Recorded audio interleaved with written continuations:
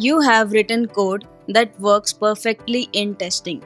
The same code, when run in a production environment with multiple users, produces wrong output, and you can't reproduce it in the testing environment.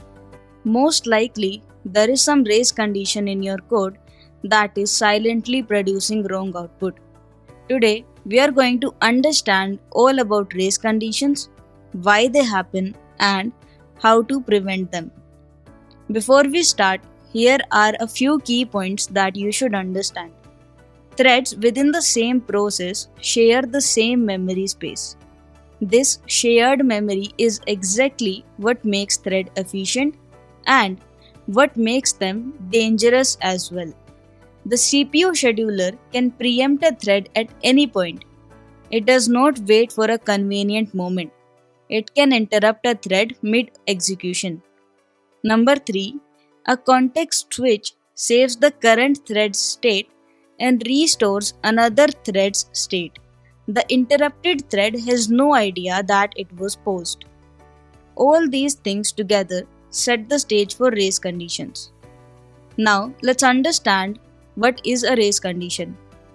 A race condition happens when two or more threads access shared data concurrently, and the final result depends on the order of execution. The key thing to understand here is that output is non-deterministic, which simply means that depending on the order of execution of threads, it can be correct or incorrect. This is what makes race conditions so dangerous. It can produce wrong output silently and it doesn't happen consistently, so it becomes harder to reproduce. Let's understand the race condition better with an example.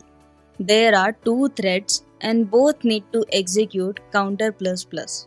But this is not a single operation, it's three.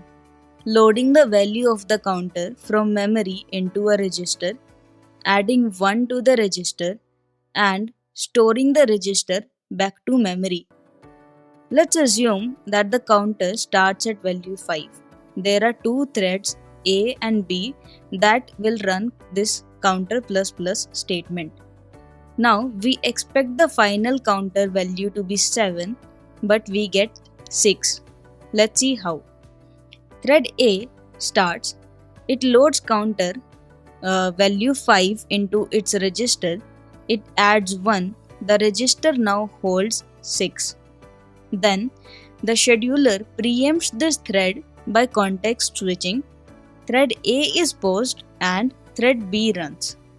Thread B loads the counter from memory, counter is still 5 as thread A didn't store the updated value to memory. Thread B adds 1, gets 6. Thread B stores 6 back to memory and now thread B is done. Thread A resumes, it still has 6 in its register. It stores 6 back in the counter. Now final counter value is 6 and not 7. This is the lost update problem. Seemingly simple code produced wrong output because of multiple threads and a race condition.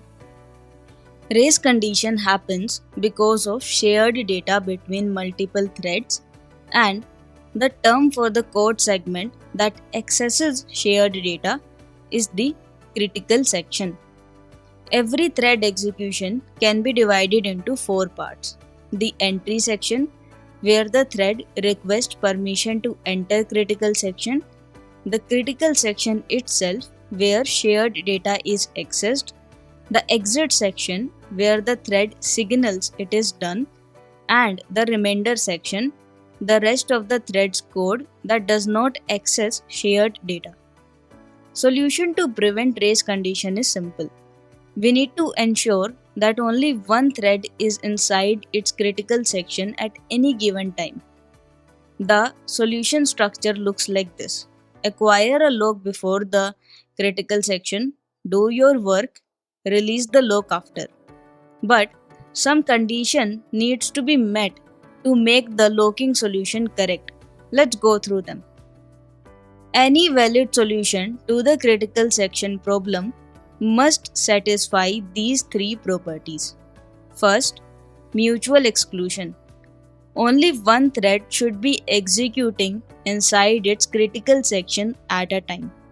This prevents interleaving, which causes lost updates. Second, progress. If no thread is currently inside the critical section and some threads are waiting to enter, then one of them must be allowed in. Progress ensures the system keeps moving. Third, bounded waiting. A thread that wants to enter the critical section must eventually get in. There is a limit to how many times other thread can jump ahead of it. This prevents starvation, where a thread waits indefinitely while others keep getting priority. A correct solution needs to meet all these three requirements. Let's go through two most common tools for protecting a critical section. First one is Mutex, which is short for Mutual Exclusion Lock. A mutex has two states, locked and unlocked. A thread needs to acquire lock before entering the critical section.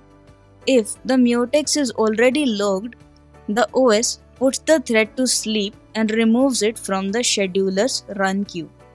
When mutex unlocks, OS wakes up one of the waiting threads, which then acquires the lock and enters the critical section.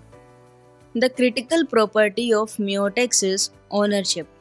Only the thread that locked it can unlock it. This is what differentiates it from semaphores, which we will discuss in a moment. A semaphore is a generalization of the mutex. Instead of binary, locked or unlocked state, it's an integer with two atomic operation. Wait, also called down, acquire or p, decrements the counter. If the counter would go below 0, the calling thread blocks and is added to a wait queue. Signal, also called up, release or v, increments the counter. If there are threads waiting, one is woken up. There are two variants. A binary semaphore has a count of either 0 or 1, which gives you a mutex-like behavior. A counting semaphore can go up to n, which lets you control access to a pool of n resources. For example, a database connection pool that can serve up to 10 concurrent queries. The key difference from a mutex is that a thread that calls signal doesn't have to be the same thread that called wait. Any thread can signal. Let's compare mutex and semaphore side by side. A mutex is binary. A semaphore can be binary or counting. A mutex has strict ownership. The locking thread must be the one to unlock it. A semaphore has no ownership. Any thread can call signal. A mutex is primarily for mutual exclusion. A semaphore is both for resource pool management and signaling between threads. Both block the calling thread when they can't proceed. The OS puts the thread to sleep rather than spinning.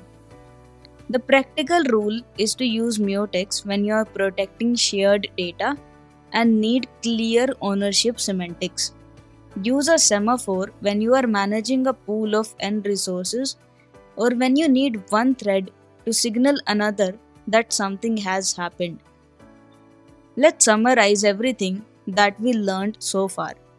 A race condition is a non-deterministic bug that occurs when multiple threads access shared data concurrently. The code that accesses shared data is called the critical section. Any solution protecting it must satisfy three requirements: mutual exclusion, progress, and bounded waiting. The two primary synchronization tools are the mutex, binary lock with ownership, and the semaphore, an integer counter with wait and signal operations. user mutex for protecting shared data, user semaphore for resource pool or thread signaling. That's it for today's video. I hope you now understand all about race conditions and how to prevent them. If yes, then please do like this video and comment down if you have any questions or if you want me to cover any other topic. Subscribe for more such content. See you in the next one.